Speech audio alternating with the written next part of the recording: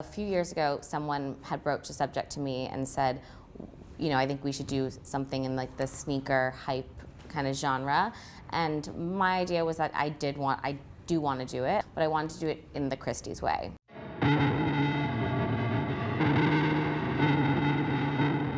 People are literally putting, cause ashtrays and off-white Nikes on their shelves the same way that one used to put in the 60s like a Warhol soup can or a Brillo box. The fact that that places like Christie's are doing auctions of this makes sense because these are literally being construed of as art objects. Some of the actual collectors who owned this stuff reached out to me independently, and I started a dialogue with Caitlin from Christie's, and we just clicked on it. Really had a lot of interesting conversations. Supreme has a similar new collector base to Hermes and Chanel. So more so than being similar to the brands, I think that the fact that we're bringing in this new kind of genre of collector that have been primarily retail shoppers to begin with, and bringing them to Christie's and making them auction buyers, that's why it made sense to pair them side by side. You look at the most iconic companies in literally any given medium, McDonald's, Supreme, it's the same. Tiffany's with the blue, Hermes with that orange box. You can see it from 6 blocks away. I think they, over the years, have been incredibly good at controlling their brand and parlaying it across different avenues in a way that nobody else has been able to.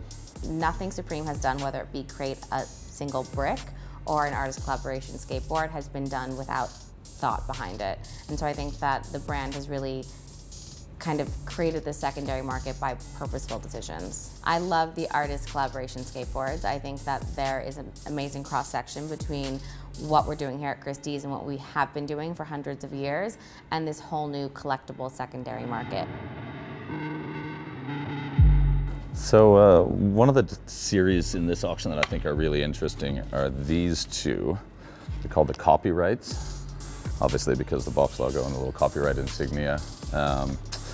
The pair of these actually, although Supreme, the company, been around for 5 years, this is the first time they ever made a proper skateboarding good. The first time, literally, that the box logo was ever linked to a hard good.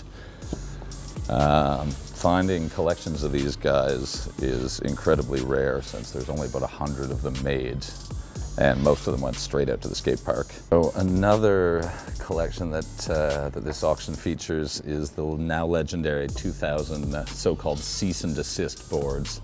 Supreme used a sort of a version of the LV interlocking logo, and LVMH was sufficiently upset that they sent cease and desist letters and demanded not only that the products not be sold, but then everything was recalled and literally set on fire. There's 3 of them. The estimated price for the 3 is between $5,000 and $7,000, although deadass I've seen single decks go for 10 or 12. Another set that is particularly interesting within this auction is Ryan McGuinness's color charts. They're based obviously on Pantone's matching system. This one actually is signed by Ryan himself, and to find a complete set of these is one of the toughest things that any Supreme collector is going to do. These are also the first artist collaboration that Supreme ever did. This is way back, just early stages of their decks, and obviously since then they've worked with everyone from Cindy Sherman and Marilyn Minter to Damien Hirst, Cause, Murakami Takashi, Christopher Wool, John Baldessari. But these McGuinnesses were sort of the kindling that started that fire.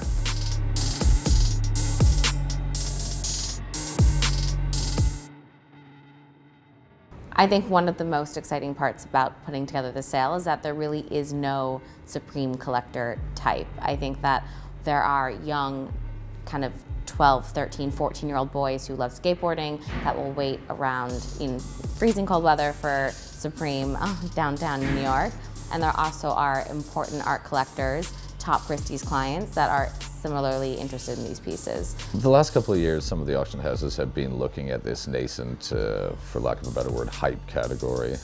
This is inevitable, and it's going to continue. I think this auction is unique in that it sees that there's not a particular, let's say, delineation between something like an Hermes Birkin that costs 100 grand or a Louis Vuitton trunk.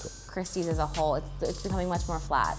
The distinction that you have to walk into Christie's because you're buying a Picasso or a Rembrandt painting and you have to have hundreds of millions to spend, that isn't how collectors collect anymore on any level.